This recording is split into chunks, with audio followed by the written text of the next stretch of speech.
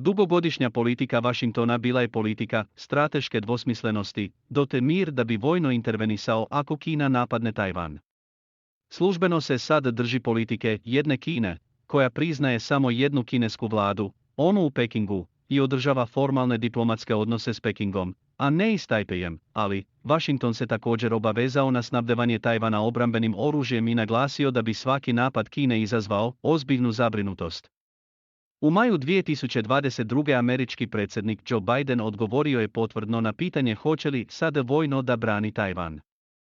Ubrzo nakon toga Bela kuća je pojasnila da se američki stav o Tajvanu nije promenio i ponovila svoju predanost politici jedne Kine. Pitanje Tajvana zateglo je odnose između SAD-a i Kine. Peking je osudio bilo kakvu podršku Washingtona Tajpeju i odgovorio je pojačanim upadima vojnih aviona u zonu protivvazdušne obrane Tajvana. Neki su Tajvanci zabrinuti da njihova ekonomija sada zavisi od Kine. Drugi veruju da bliske poslovne veze čine kinesku vojnu akciju manje verovatnom zbog troškova po samu kinesku ekonomiju.